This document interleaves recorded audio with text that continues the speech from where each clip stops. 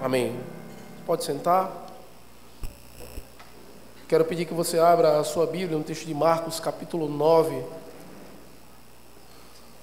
Esse momento de pregação da palavra do Senhor.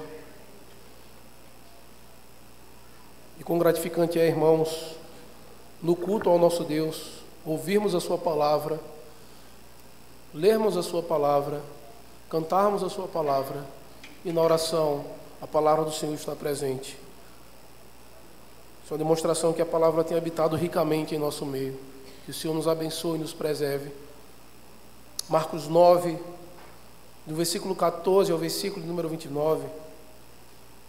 Marcos capítulo 9, do versículo 14 ao versículo 29, dando prosseguimento à exposição no livro de Marcos.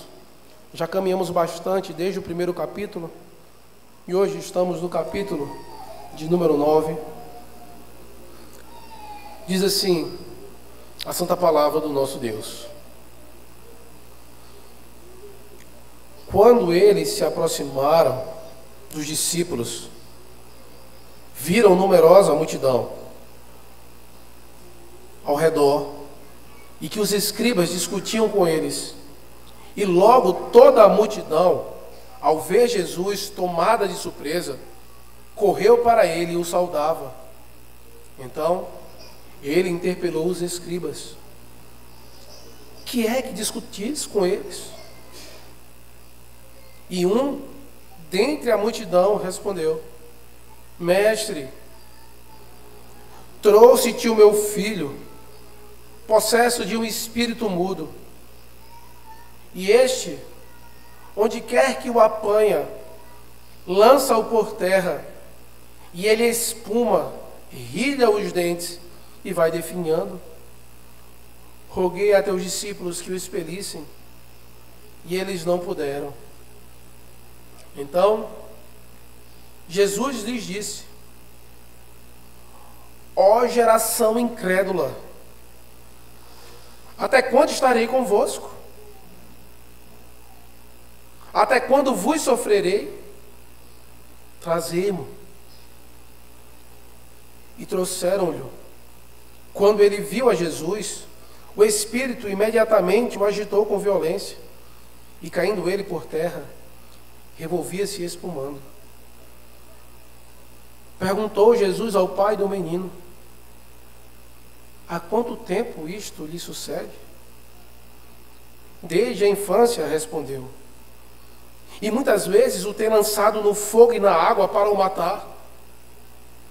Mas se tu podes alguma coisa, tem compaixão de nós e ajuda-nos. Ao que lhe respondeu Jesus: se podes, tudo é possível ao que crê. E imediatamente o pai do menino exclamou com lágrimas: eu creio, ajuda-me na minha falta de fé. Vendo Jesus que a multidão concorria, repreendeu o espírito imundo, dizendo-lhe: espírito mudo e surdo, eu te ordeno, sai deste jovem, nunca mais tornes a ele. E ele, clamando e agitando muito, saiu, deixando como se estivesse morto, a ponto de muitos dizerem: morreu.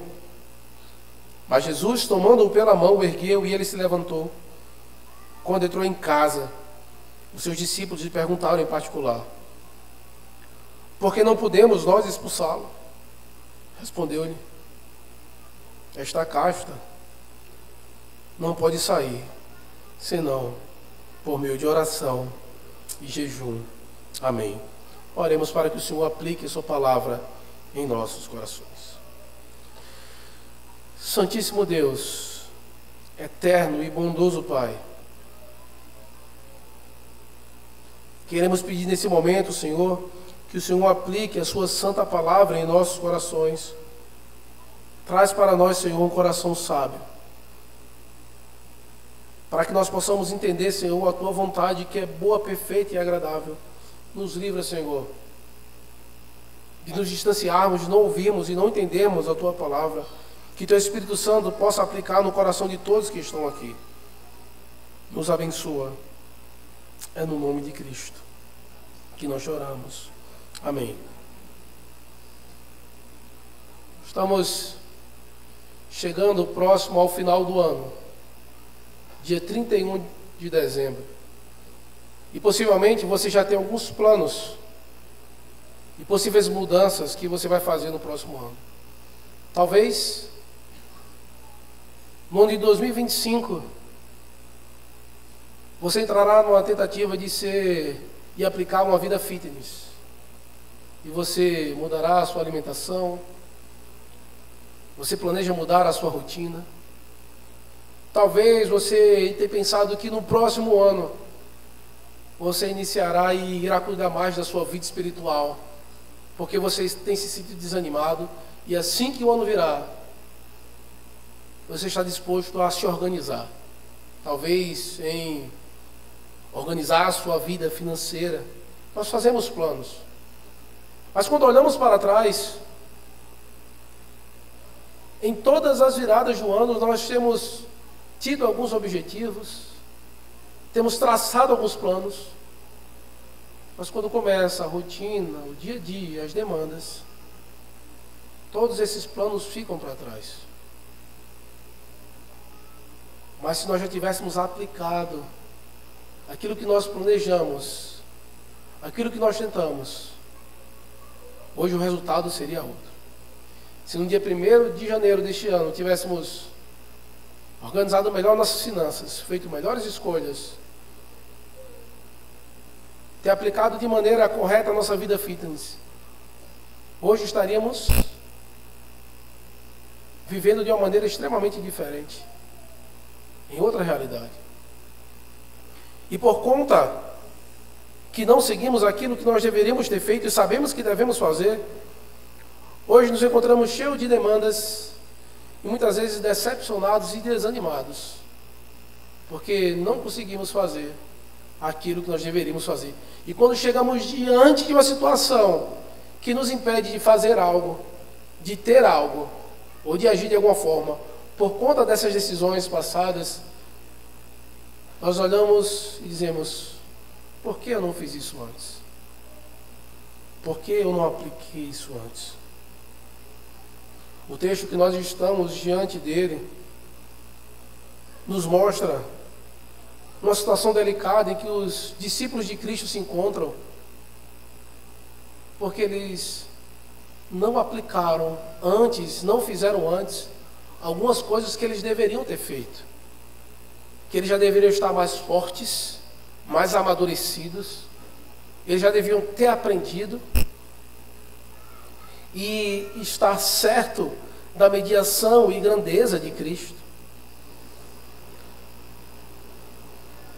A fé desses discípulos de Cristo, que seriam os apóstolos, está enfraquecida, está sem vida. E quando chega então uma demanda, uma luta um pouco maior do que eles esperavam, ou daquilo que era comum, eles não conseguem lidar com a situação. E o que eu quero trazer para você, meus irmãos, nesta noite, é que o Senhor, Ele nos incentiva a fortalecermos a nossa fé, ter uma constância na nossa vida, na nossa fé, sustentarmos pela oração,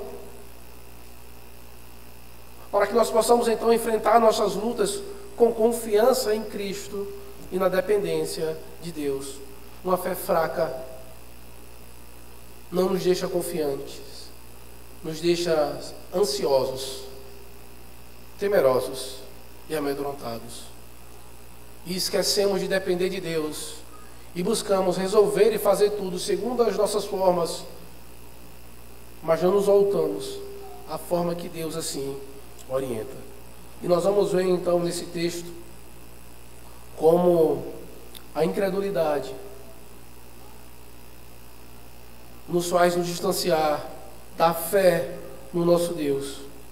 E o Senhor então mostra que para fortalecermos a nossa fé é necessário nos apegarmos aos meios de graça, aquilo que o Senhor tem nos dado para fortalecer a nossa fé.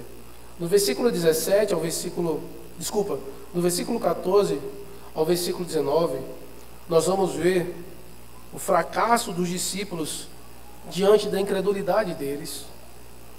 Do versículo 20 ao versículo de número 24, nós vamos ver Cristo ensinando sobre a fé, em contraste com a incredulidade. E do versículo 25 ao versículo 29, nós vamos ver então o Senhor mostrando a sua autoridade sobre o mal e como fortalecermos essa fé. Então, meus irmãos, diante disso, o Senhor nos ensina como sermos discípulos tementes ao Senhor, em que a fé deve ser então fortalecida e cada vez mais obtida e segura em Cristo Jesus. Mas antes de prosseguirmos nesse texto, eu quero que você entenda que nós já estamos na segunda parte do livro de Marcos. Essa segunda parte do capítulo 8, até chegar ao final, Cristo agora está ensinando como ser discípulo dele. Ele está ensinando como o discípulo ele deve viver. E ele inicia mostrando para os seus discípulos o que queria suceder com ele, o que queria acontecer. No capítulo 8, se você prestar atenção no versículo 31, começa assim então uma sequência de repetição de ensino de Cristo aos seus discípulos e de incredulidade dos discípulos. No trecho de Marcos 8, 31, o Senhor diz que é necessário que ele sofresse muitas coisas, que ele fosse rejeitado pelos sacerdotes, escribas, fosse morto, e depois de 3 dias ressuscitasse. Ele já estava dizendo o que ia acontecer com ele, mas então os discípulos não estavam crendo. Pedro chama ele à parte e diz: olha, Senhor, não faz isso. Logo depois, do versículo 34 em diante, o Senhor começa a ensinar como ser discípulo. Olha, você quer ser discípulo? Tome a sua cruz e siga-me. No momento da transfiguração, em que Cristo ele chama Pedro, Tiago e João, o Senhor então está ali com Elias e Moisés, e Pedro novamente, sem entender o que o Senhor estava dizendo, fala: Senhor, não vamos sair daqui não, vamos ficar aqui. Outra demonstração de incredulidade. E Cristo então, assim que desce do monte, ele se encontra, ao se reencontrar com os seus discípulos, ele encontra uma cena extremamente desanimadora. Os discípulos de Cristo, que deveriam ter progredido, que deveriam estar aplicando constantemente aquilo que Cristo disse, estavam em maus lençóis, porque não escutaram a voz do Filho.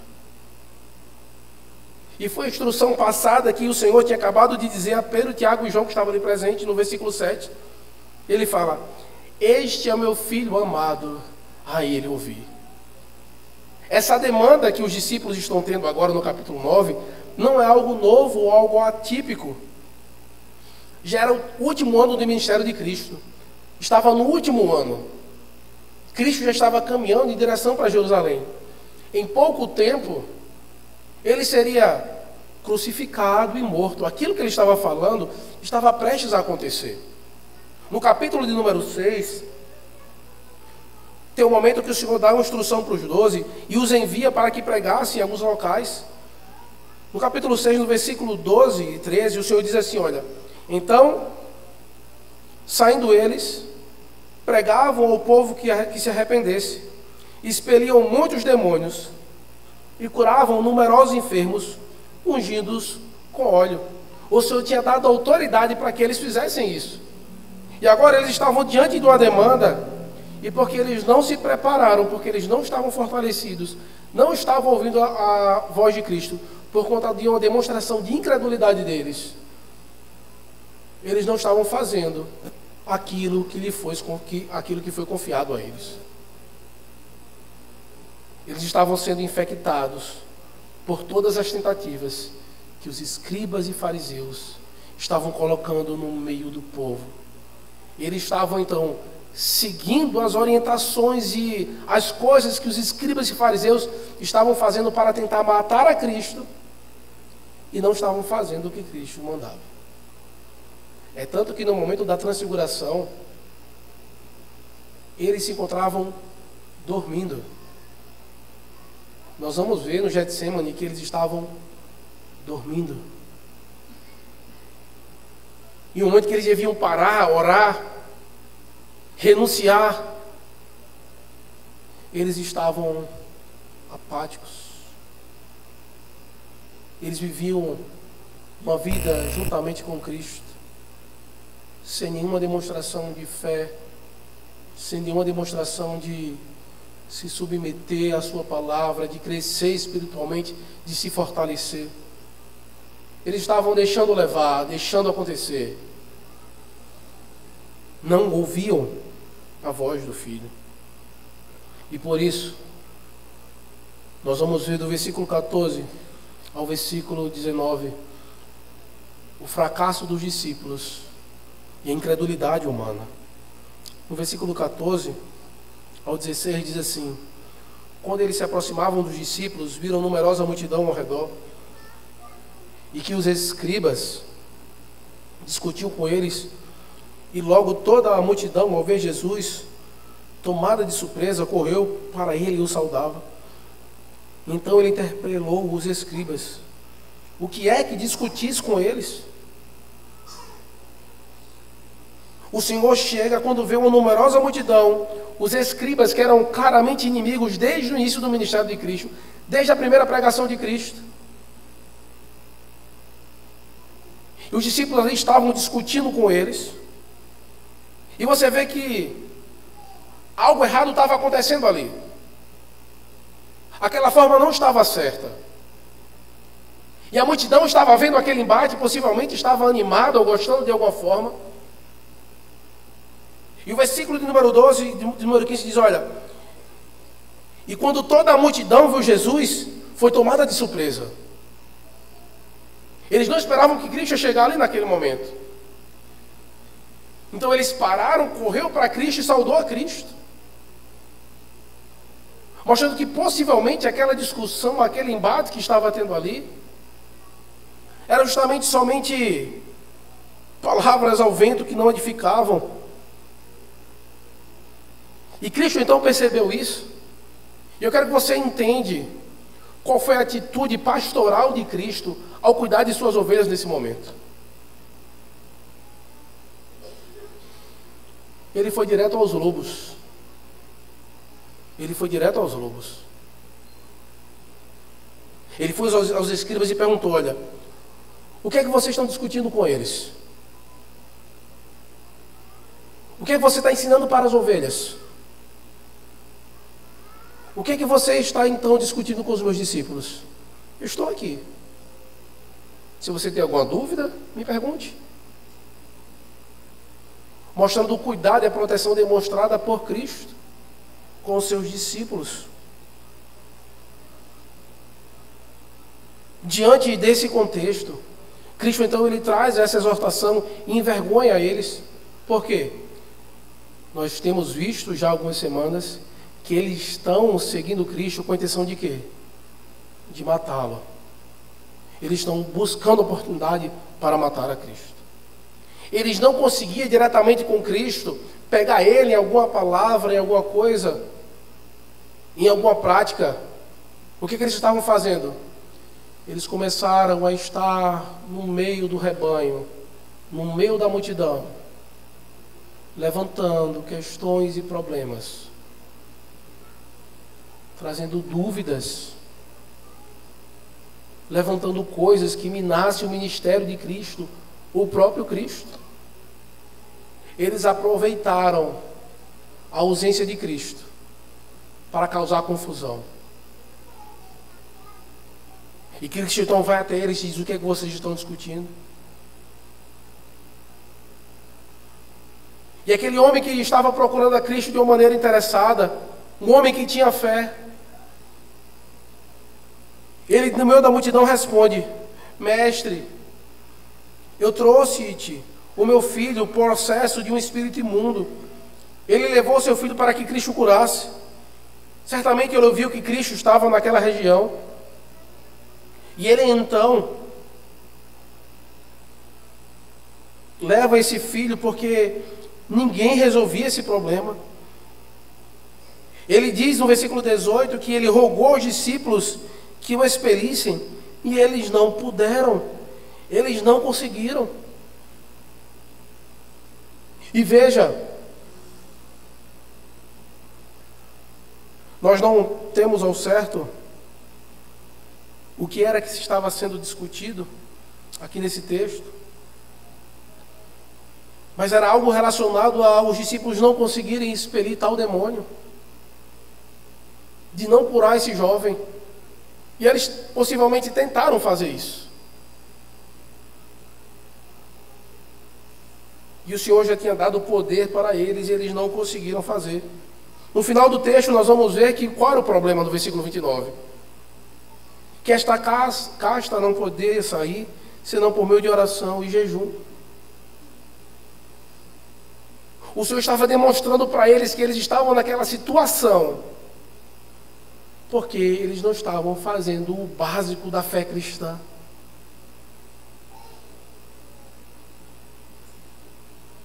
Eles não estavam orando. Quando alguns iam com o próprio Cristo, eles iam para dormir.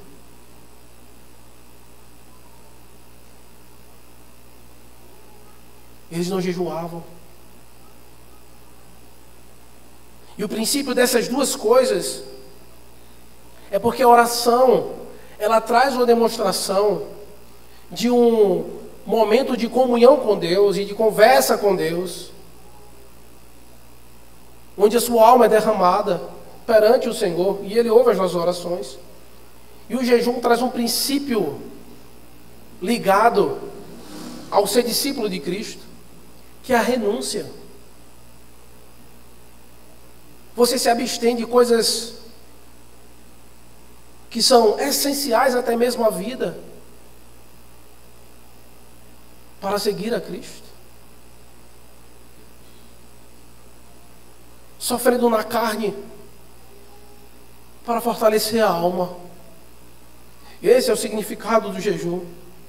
E foi o que Cristo ensinou aqui antes, no capítulo 8, versículo 34, quando Ele diz: se alguém quer vir após mim, a si mesmo se negue, tome a sua cruz e siga-me. Mas os discípulos de Cristo não estavam querendo fazer isso. Eles não queriam negar a si mesmo. Eles não queriam cruz. Eles queriam autoafirmação. Eles queriam coroa. E Cristo fala: não é isso que eu prometo para os meus discípulos. Se você quer ser um discípulo de Cristo, não espere que a palavra do Senhor vai dizer: você será um rei, os seus problemas serão resolvidos, você não irá mais sofrer, você não vai mais chorar, você não vai passar por problemas na sua vida. Essa não é a mensagem e promessa do Evangelho. Mas sim, a confiança no Senhor. Muitas vezes, meus irmãos, nós nos encontramos de maneira semelhante aos discípulos de Cristo. Pequenas lutas que parecem guerras invencíveis, porque não temos orado. Pequenas lutas que parece que nossas esperanças acabaram, porque não há renúncia da nossa parte. Quantas vezes nós temos falhado como discípulos de Cristo, por querer depender da nossa própria força, esquecendo de buscar a Deus por meio da oração. A oração é a última opção. onde deveria ser a primeira.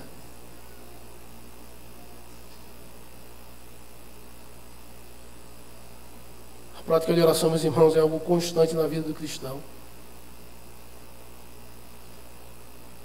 Cristo olha para ele e diz: olha, geração incrédula, porque a oração é um ato de fé. Geração incrédula, até quando eu estarei com vocês? Cristo fala: olha, até quando eu vos sofrerei? Cristo estava olhando para os seus discípulos naquele momento, dizendo: olha, vocês estão sendo um sofrimento para mim, porque vocês não têm confiado, vocês não têm fé. Isso é uma demonstração de incredulidade. E isso, meus irmãos, nos leva a fazermos uma análise de nós mesmos. E muitas vezes, meus irmãos, não é que nós não temos fé. A nossa confissão de fé, quando ela vai tratar da fé salvadora, ela vai dizer que esta fé é de diferentes graus. Ela é fraca ou forte. Pode ser muitas vezes e de muitos modos assaltada e enfraquecida, mas sempre alcança a vitória, atingindo em muitos a uma perfeita segurança em Cristo, que não é somente o autor, como também o consumador da nossa fé. É possível que nesta noite você olhe para a sua fé e veja que a sua fé está enfraquecida, que está como um sopro para que se apague, ou que tem se mantido a duras penas.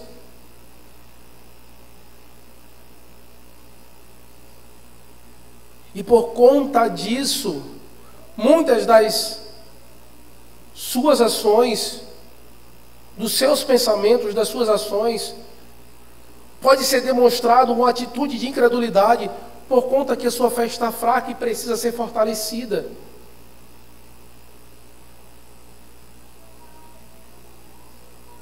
Nós podemos ser considerados também uma geração incrédula. Nós podemos estar trazendo sofrimento ao nosso Senhor por conta da nossa falta de fé. E Cristo então agora vai ensinar.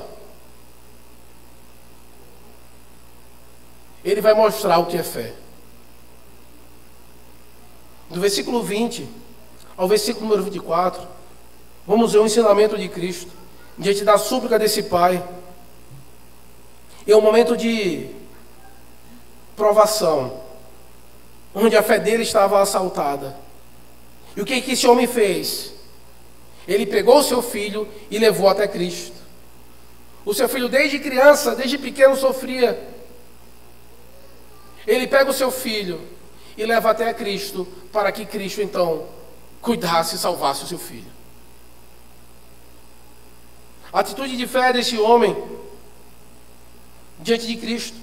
O versículo 20, ele vai dizer o seguinte: e trouxeram-lhe, quando ele viu a Jesus, o espírito imediatamente agitou com violência, e caindo ele por terra, revolvia-se espumando.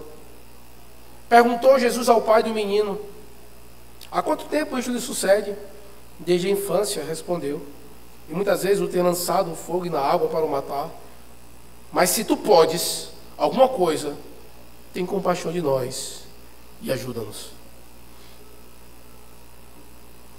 O Senhor mostrou aqui a situação. Já tinha uma tentativa dos discípulos de resolver esse problema, de curar o menino, de expulsar esse demônio. E o Senhor Jesus Cristo, tendo poder para tal, ele conversa com o pai, pergunta quanto tempo está acontecendo. E o pai então, ele clama: se tu podes, me ajuda. Se tu pode então, me ajuda. O princípio da oração deste homem traz o princípio da oração dominical que o Senhor nos ensina a orarmos.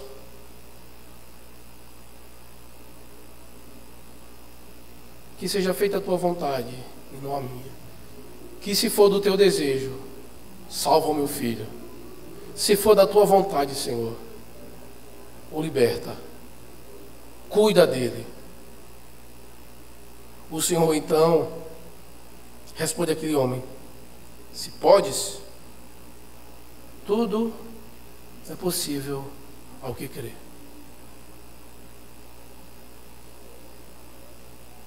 Que o Senhor salvaria diante da fé deles, mostrando que o problema que os discípulos não conseguiram por conta de incredulidade, eles fizeram possivelmente todo o processo, ou que eles fizeram outras vezes também, no momento de expulsão de demônios, mas eles não conseguiram. O problema dos discípulos de Cristo tinha sido incredulidade. O Senhor então, imediatamente, a resposta do pai do menino foi: eu creio. Eu tenho fé que tu tens poder. E fé, meus irmãos, ela não é um salto no escuro. A fé é uma certeza das coisas que você não vê, mas daquilo que você espera. Aquele homem levou o seu filho na certeza e na esperança que Cristo tinha poder para salvar. E ele expressa isso: eu creio.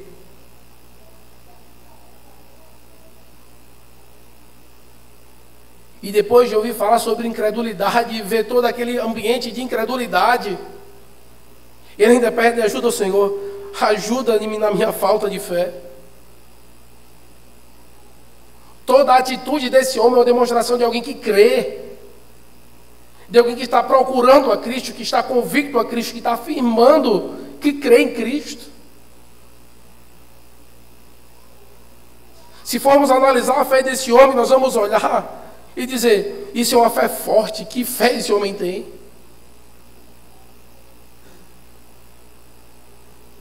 E ele olhou para o Senhor: Senhor, ajuda-me na minha falta de fé. E eu quero que você lembre bem disso. Isso aqui foi muito detalhado, todo o processo.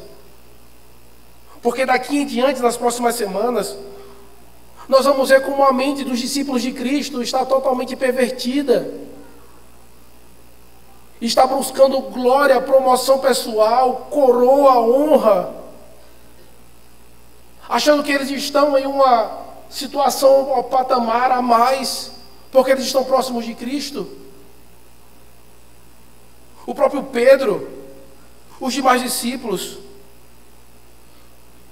Se você for ver, veremos isso na próxima semana, no versículo número 33, no capítulo 9. No versículo 33, Cristo pergunta para ele: o que é que vocês discorrem no caminho? Mas no versículo 34, eles guardam silêncio, porque eles estavam discutindo entre si sobre quem seria maior. A preocupação deles não estava em serviço, em se renegar ou servir a Cristo. Eles estavam querendo saber quem era maior do que os outros. O contrário do que Cristo estava dizendo, o contrário daquilo que eles estavam vendo. Cristo fala: olha, é necessário que vocês orem em jejum, que vocês tenham comunhão com Deus e se reneguem. Aí na prática eles estão fazendo exatamente o contrário. Quem vai ser maior? Será que será eu? Eu fiz isso, eu tenho isso, eu sei isso, eu dei isso, essa é a minha função.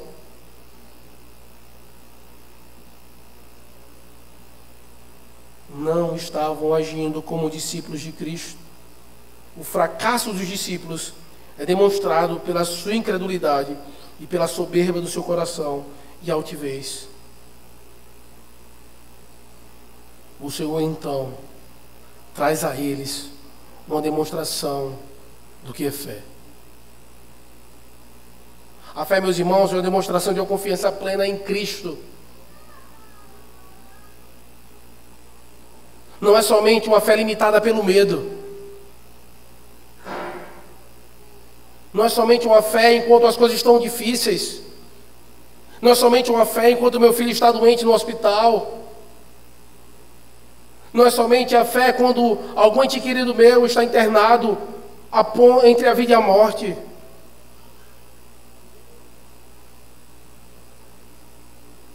Isso não é fé. Isso é somente medo.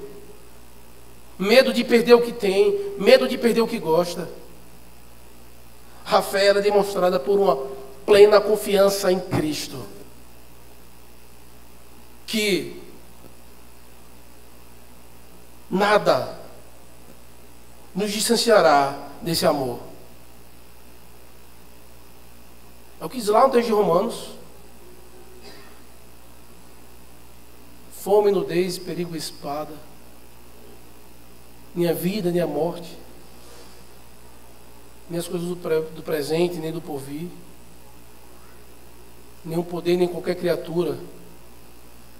Isso é plena confiança em Cristo. Nos traz segurança.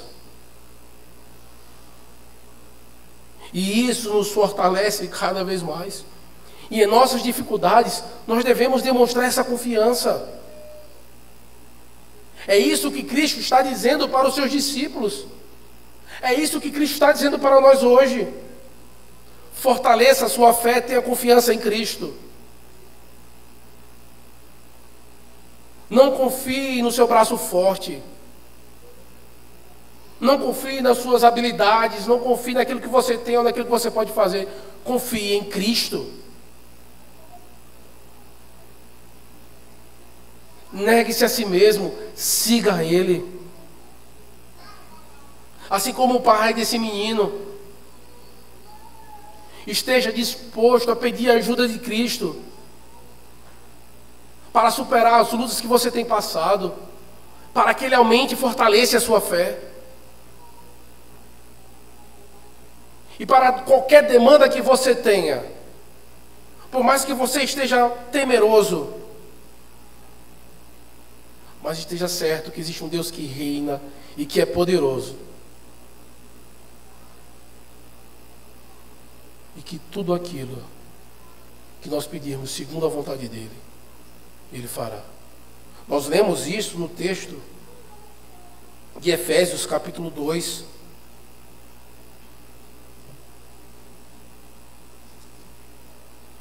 Desculpa, meus irmãos, Efésios 2 foi pela manhã. De 1 João, capítulo de número 5.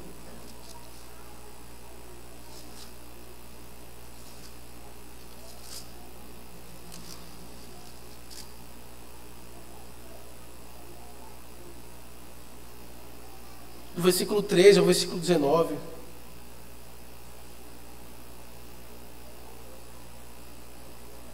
Veja o que diz o versículo 14 e o versículo 15. E esta é a confiança que temos para com Ele, que se pedirmos alguma coisa segundo a sua vontade, Ele nos ouve.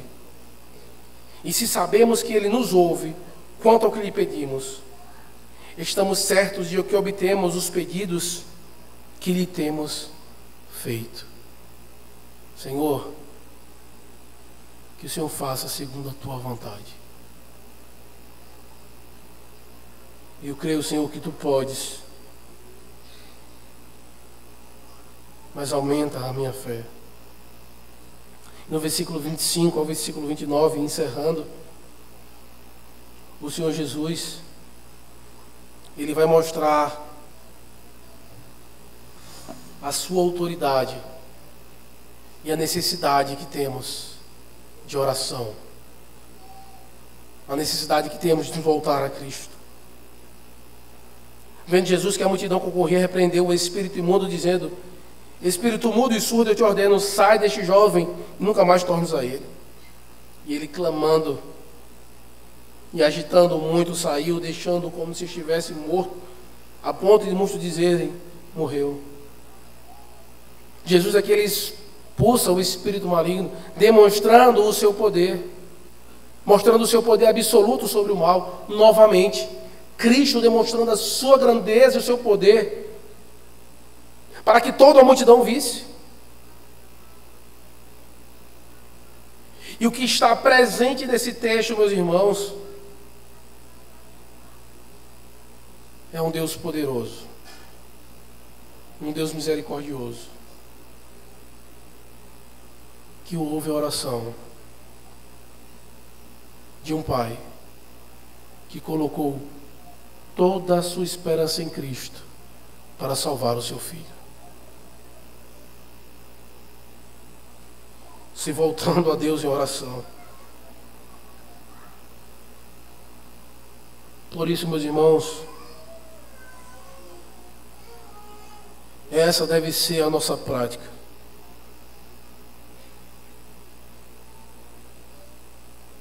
Nos voltar ao Senhor em oração. Talvez você possa estar como os discípulos, talvez perplexo com todo o fracasso que nós muitas vezes temos em nossa vida cristã. Se formos bem sinceros com nós mesmos, todos nós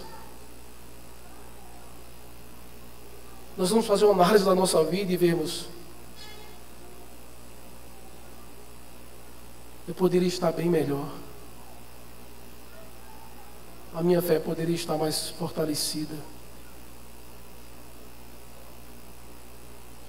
Eu tenho perdido tanto tempo com coisas fúteis, como ouvimos hoje pela manhã.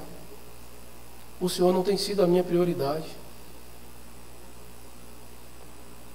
Eu posso melhorar a minha vida com Deus, a minha vida de oração, a minha vida de leitura das Escrituras, a minha vida como corpo de Cristo, vivendo com os meus irmãos.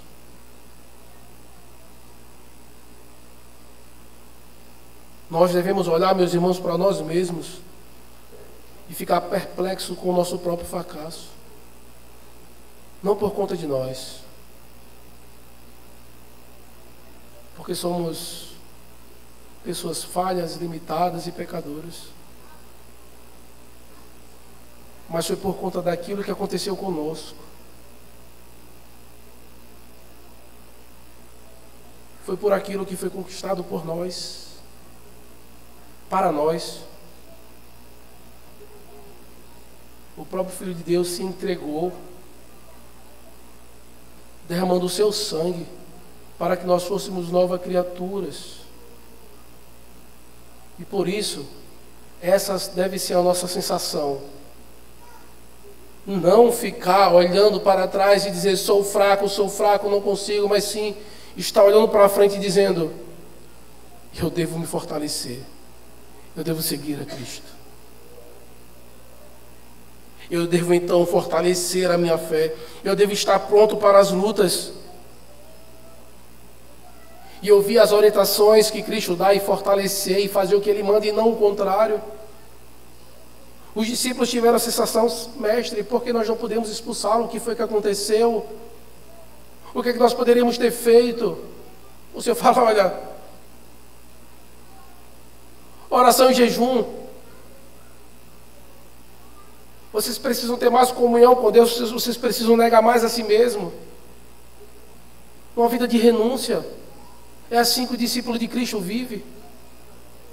E assim você vai estar pronto e fortalecido para enfrentar as dificuldades com a vida de oração fervorosa e contínua.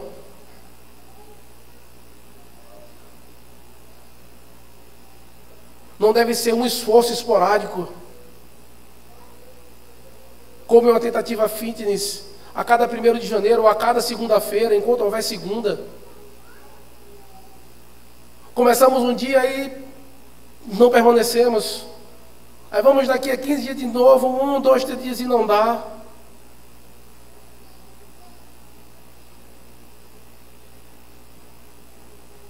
É isso, meus irmãos, que o Senhor ele espera de nós. A palavra do Senhor, quando Paulo ele vai escrever a Timóteo, ele vai trazer um princípio que ele diz assim, olha, exercita-te na piedade. Se exercite na piedade. Fortaleça a sua fé. Que você verá como as batalhas mais difíceis da vida, guerras que aparentam estar perdidas, você vence sem fazer nada. Se você olhar no Antigo Testamento e ver a história do povo de Israel, foi assim. Um povo pequeno, sem expressão, um exército fraco, sem armas, destruía exércitos numerosos, sem fazer nada. Por quê? O Senhor dos Exércitos, o Deus de Israel, o nosso Deus, Ele é um Deus que cuida, um Deus que preserva, um Deus que abençoa aqueles que o amam, aqueles que têm fé nele. E por isso, essa história em que demonstra o poder de Cristo, demonstra, meus irmãos, que uma fé viva, ela é sustentada pela oração. Se você não tem orado, cuidado. É uma demonstração que sua fé está enfraquecida. Ela pode estar apagando. Fortaleça essa fé. Que ela possa estar cada vez mais aquecida. Use a oração para isso. Jesus, Ele nos chama a uma vida de oração constante e sincera. Somos desafiados a examinar a nossa vida, se realmente confiamos no Senhor.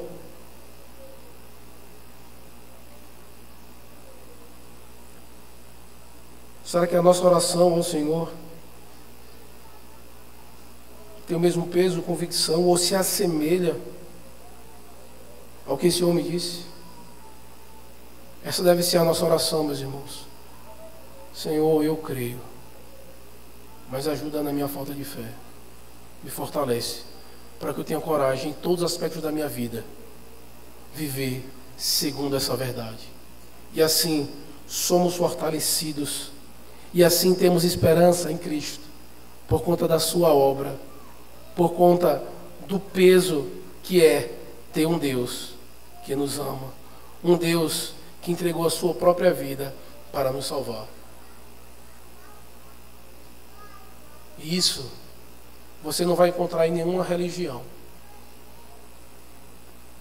Isso você não vai encontrar em outro local.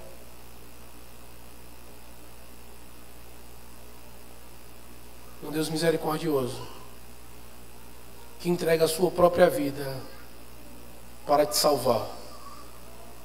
E que você não precisa fazer nada para ser salvo. Somente tenha fé, creia nele. E assim, você irá experimentar o que é vida eterna em Cristo Jesus. Amém? Que o Senhor aplique a sua palavra em nossos corações.